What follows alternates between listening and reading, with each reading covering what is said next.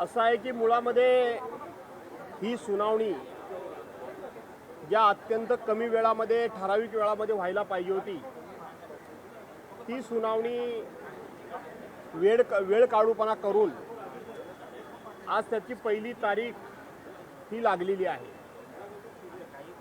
अपेक्षा अशी आहे की सुप्रीम कोर्टानं दिलेल्या निर्णयाचा सन्मान राखून आणि आपल्या लोकशाहीमध्ये सुप्रीम कोर्टानं सर्वसाधारणपणे दिलेल्या निर्णयाच्या विरोधात कोणतीही प्रतिक्रिया किंवा कोणताही निर्णय हा अन्य कोणत्याही संस्था घेत नसतात। त्यामुळं 11 मे 2023 रोजी सुप्रीम कोर्टानं निर्णय दिल्यानंतर हा जो शिंदे गटातील 16 आमदारांचा अपात्रतेचा विषय हा पूर्ण व्हायला पाहिजे होता तो अद्यापपर्यंत होऊ शकलेला नाही। परंतु मला असं वाटतं की शेवटी या ज्या घटनात्मक संस्था आहेत, स्वायत्त संस्था आहेत, ह्या परस्पर एकमेकाचा आदर करतील आणि सुप्रीम कोर्टानं केवळ रेडीमेड निर्णय दिलेला आहे त्या संदर्भातली घोषणा ही लवकरात लवकर होईल अशी मला अपेक्षा आहे। मुख्यमंत्र्यांच्या हस्ते मनोज जरांगे यांना खरं सांगायला गेलं तर आम्हा ठाकरे गटाच्या आमदारांना आजच्या या हिअरिंगची नोटीस दिलेली आहे, ही नोटीसच योग्य नाही असं माझं स्पष्ट मत आहे।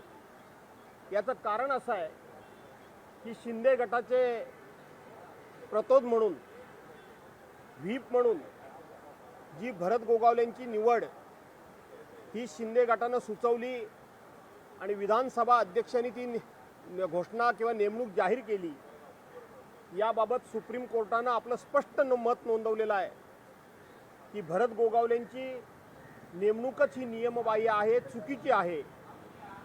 खरे पक्षप्रतोद हे सुनील प्रभूच आहेत आणि ज्या वेळेला सुप्रीम कोर्ट अशा पद्धतीचं विधान करतं किंवा आपला निर्णय नोंदवतं त्यावेळेला भरत गोगावले हे पक्षप्रतोद म्हणून कायदेशीरदृष्ट्या त्यांचं अस्तित्व संपलेलं असताना आम्हाला नोटीस काढणं, मला असं वाटतं एक प्रकारे हे सुप्रीम कोर्टाच्या निर्णयावर हा अधिक्षेप आहे।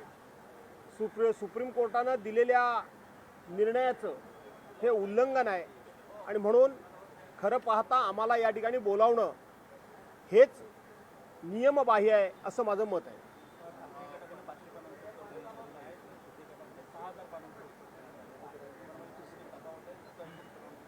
असं आहे की त्यांचं उत्तर त्यांनी दिलं, आमचं उत्तर आम्ही दिलं, त्यामुळं त्यांनी किती पानाचं उत्तर द्यावं आणि आम्ही किती पानाचं उत्तर द्यावं याची काय साम्यता एकसारखी असणं अपेक्षित नाही। परंतु आम्हाला उत्तर द्यावं लागणं हेच मला वाटतं सुप्रीम कोर्टानं दिलेल्या निर्णयाच्या विरोधात आहे। सुप्रीम कोर्टाच्या निर्णयाचा एक प्रकारे अवमान करण्यासारखं आहे असं माझं मत आहे। भरत गोगावलेंनी आता प्रतिक्रिया दिली आहे की दूध पाणीच्या पाणी होईल, निकालाची चाहूल त्यांना लागली आहे का? असं आहे की आपण आज देशामध्ये आणि राज्यामध्ये बघतोय की ज्या स्वायत्त संस्था आहेत त्या संस्था काय निर्णय घेणार आहेत, त्या संस्था कोणावर कारवाई करणार आहेत, त्या संस्था कोणाला क्लीन चिट देणार आहेत, या संदर्भातलं भाष्य हे सध्या महाराष्ट्रातले जे सत्ताधारी पक्षाचे घटक पक्ष आहेत त्या पक्षाचे पदाधिकारी करतायत। अशा प्रकारची अनेक उदाहरणं आज या ठिकाणी मी देऊ शकेन। म्हणजे ईडी सारखी जी संस्था आहे ती कोणावर कारवाई करणार, ती कोणाला कधी बोलावणार, ती कोणाचं कधी काय म्हणणं घेणार, ती कोणाला शिक्षा करणार, या संदर्भातली भाष्यसुद्धा भारतीय जनता पार्टीचे लोक करतात। त्यामुळं भरत गोगावलेंनी जर एखादं भाष्य केलं असेल तर मी मगाशी जे विधान केलं की सध्या स्वायत्त संस्थांच्या कुठल्याही निर्णयाबद्दल किंवा कुठल्याही कारवाईबद्दल सत्ताधारी पक्षाचे लोक हे भाष्य करतात, याच्यातूनच स्वायत्त संस्थांची सद्य परिस्थिती काय आहे हे देश जाणून आहे। माहिती आता आलेली आहे, मुख्यमंत्री जाण्याला बसलेले आहेत उपोषणस्थळी, तिथे मनोज जरांगे पाटील यांनी उपोषण सोडलेलं आहे मुख्यमंत्र्यांच्या उपस्थितीमध्ये, आपली काय प्रतिक्रिया? असं आहे की मनोज जरांगे पाटील यांनी जालना जिल्ह्यामध्ये सुरू केलेलं उपोषण जर मुख्यमंत्री महोदयांच्या उपस्थितीत सोडलं असेल तर मला त्याचा आनंद आहे, परंतु मला ती वस्तुस्थिती माहीत नाही. परंतु एकच मी सांगतो की ह्या आरक्षणाच्या बाबतीत सत्य हे परेशान होऊ शकतं पण पराजित होऊ शकत नाही. ही वस्तुस्थिती हळूहळू समोर यायला लागलेली आहे. देवेंद्र फडणवीसांनी आणि त्यांच्या सरकारने टिकाऊ अशा प्रकारचं आरक्षण दिलं, अशा पद्धतीचा डांगोरा हा सातत्याने पिटला जातोय. परंतु मी एक भूमिका सातत्यानं मांडतोय की 16 जून 2014 साली तत्कालीन काँग्रेस आणि राष्ट्रवादी काँग्रेसच्या सरकारनं मराठा समाजाला प्रथम आरक्षण दिलं. ते आरक्षण दिल्यानंतर त्यावेळच्या जाहिराती काढून बघा. नोकर भरतीमध्ये मराठा समाजाला त्या ठिकाणी काही नेमणुका मिळाल्या, शिक्षण क्षेत्रामध्ये मराठा समाजाला काही नेमणुका मिळाल्या आणि म्हणून त्या आरक्षणाचा लाभ हा मराठा समाजाला झाला. परंतु त्याच्यामध्ये काही जर त्रुटी असतील तर कोणतरी एक माणूस कोर्टामध्ये गेला आणि कोर्टाने त्याला स्टे दिला. 2014 साली देवेंद्र फडणवीसांचं सरकार आलं. 2018 सालापर्यंत देवेंद्र फडणवीसांनी त्यातला कुठलाही निर्णय घेतला नाही आणि 2019ला निवडणुकीला सामोरं जाण्यापूर्वी थातूरमातूर काहीतरी निर्णय घेतला आणि नंतर उद्धवसाहेब ठाकरेंचं सरकार आलं. 2च महिन्यात कोरोनाचं संकट सुरू झालं तरी देखील अशोकराव चव्हाणांनी उद्धवसाहेब ठाकरेंच्या नेतृत्वाखाली महाविकास आघाडीमार्फत मराठा समाजाला आरक्षण मिळावं म्हणून केलेले प्रामाणिक प्रयत्न आपण आठवण करा.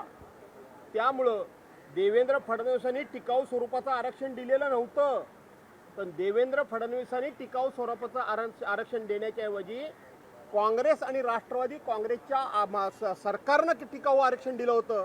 त्याचा काही प्रमाणात मराठा समाजाला फायदा झाला. त्याच्यामधल्या थोड्याफार काही त्रुटी होत्या. 16% मराठा समाजाला आरक्षण दिलं, 5% मुस्लिम समाजाला आरक्षण दिलं आणि म्हणून त्याच्यामध्ये काही जर थोड्याफार त्रुटी असतील तर त्या देवेंद्र फडणवीसांनी दूर करायला पाहिजे होत्या. परंतु नको तो घोळ घातला आणि आजचं आरक्षण गेलंय. आपण आज कोर्टाचं नाव पुढे करतो, परंतु मुस्लिम समाजाला कोर्टानं आरक्षण मान्य केलं होतं 5%. नंतर 13% देवेंद्र फडणवीस मराठा समाजाला आरक्षण दिलं होतं. आम्ही 16% दिलं होतं, ते मान्य झालं होतं. आणि म्हणून जर मुस्लिम समाजाचं आरक्षण कोर्टाने मान्य केलं होतं तर मराठा समाजाचं का केलं नाही? आणि म्हणून मुस्लिम समाजाला आरक्षण धर्माच्या नावावर देता येणार नाही असं सांगून भाजपानं ते आरक्षण टाळलं. मला असं वाटतं की कोर्टाची ढाल पुढे करून मराठा समाजाचं आरक्षण सुद्धा या सरकारला द्यायचं नाहीये हे स्पष्ट झालंय. आणि म्हणून एकनाथराव शिंदेंच्या उपस्थितीमध्ये मनोज जरांगे पाटलांनी जर उपोषण सोडलं असेल तर मी एवढंच फक्त सांगतो की पुन्हा एकनाथराव आणि त्यांच्या पाठीमागं कोण आहेत. काल एकनाथरावांची एक क्लिप व्हायरल झाली, शेवटी त्यांना बोलविता धनी कोण आहे. आणि म्हणून एकनाथरावांना पुढे करून पुन्हा एकदा मराठा समाजाची फसवणूक होणार नाही याची काळजी एकनाथरावांनी घ्यावी. एवढंच मी याच्यावर भाष्य करेन, यापेक्षा अधिकचं भाष्य करणार नाही. वो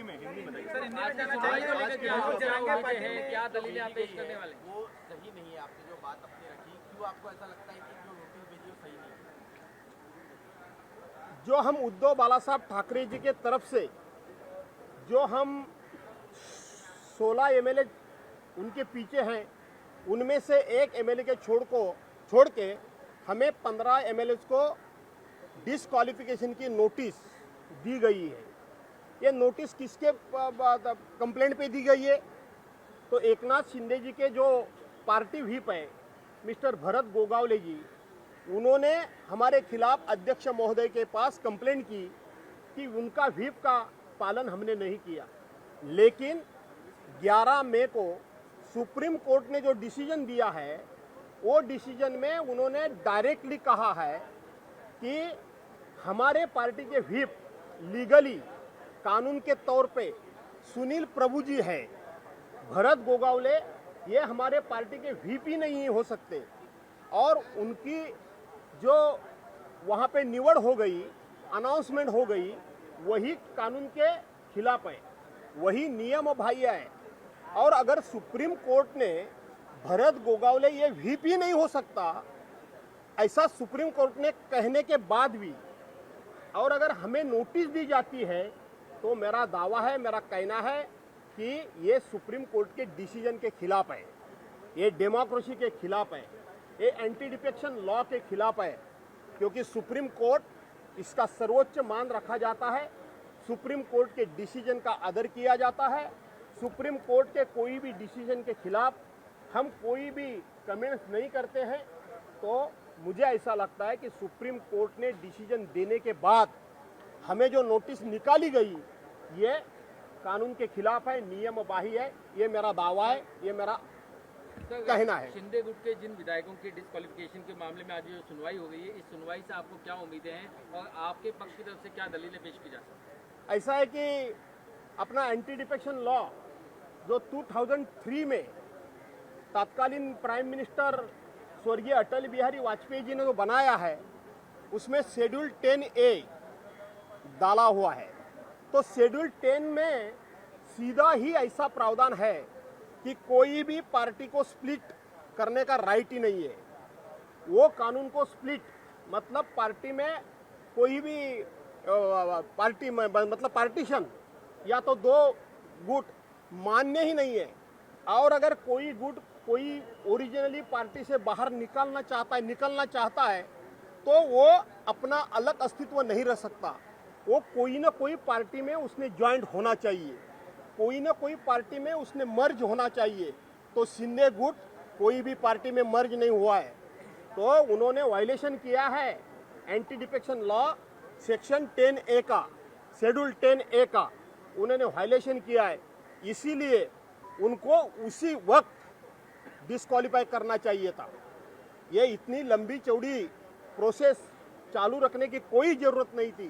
तो मैं आज यही कहता हूँ कि और अगर डेमोक्रेसी जिंदा रखना है, और अगर एंटी डिफेक्शन लॉ जिंदा रखना है, और अगर हमारी घटना जो डॉक्टर बाबा साहब अम्बेडकर ने रखा हुआ है उसका सम्मान करना है, और अगर हम इस संविधान का आदर करते हैं, तो एकनाथ शिंदे के गुट के लोग डिस्क्वालीफाई होने ही चाहिए। क्या आपको लगता है कि अध्यक्ष की तरफ से ये जो फैसला है वो जल्दी आ सकता है या फिर ये प्रक्रिया को चुनाव तक खींचा जा सकता है? ऐसा है कि 11 मई 2023 को जो सुप्रीम कोर्ट ने डिसीजन दिया है, वो आप डिसीजन फिर से पढ़िए।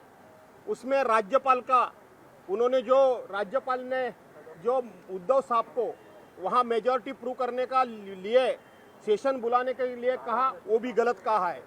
अध्यक्ष की चुनौती मतलब उनका निवड उनकी, वो भी गलत कहा है। भरत गोगावले का अनाउंसमेंट पार्टी व्हिप करके, वो भी गलत कहा है। देवेंद्र फडणवीस ने जो पत्र लेटर दिया है, वो भी गलत किया है। तो सब लोग गलत है, सब लोगों ने गलती की है, इसमें आप समझ जाओ। सर मनोज जरांगे का अनशन छूट गया है, सीएम उनका अनशन छुड़ाने वहाँ पहुंचे थे, क्या कहना चाहिए?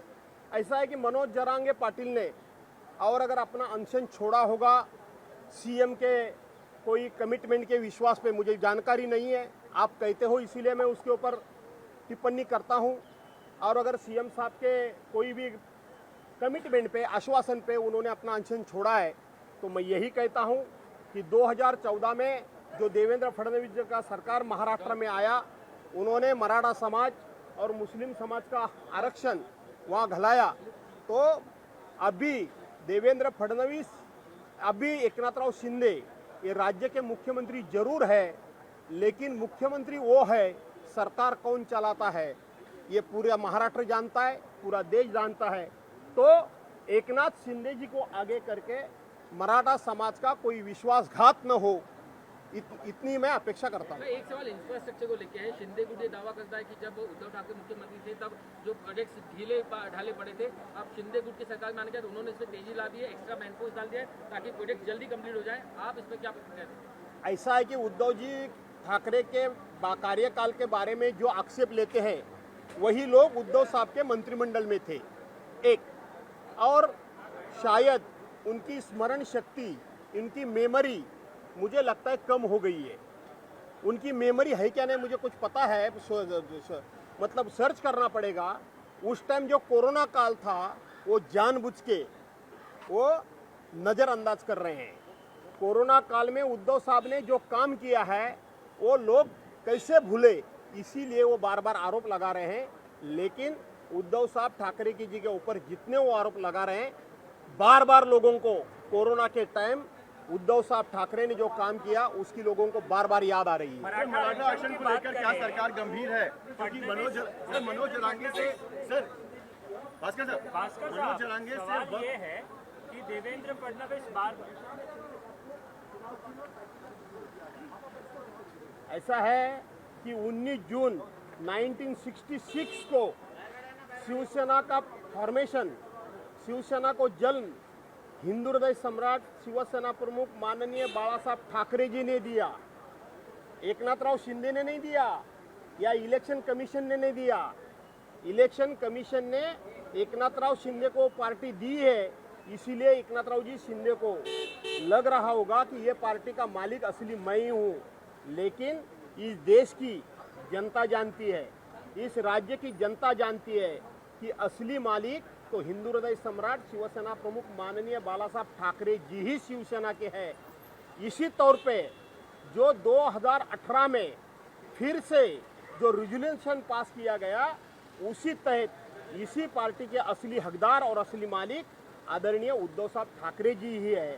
तो एकनाथराव शिंदे बोल रहे हैं तो उनके पीछे कोई बड़ी ताकत है, उसके बलबूते पे वो बोलते होंगे। लेकिन सत्य परेशान हो सकता है, पराजित नहीं हो सकता। धन्यवाद। सर मनोज सर भास्कर साहब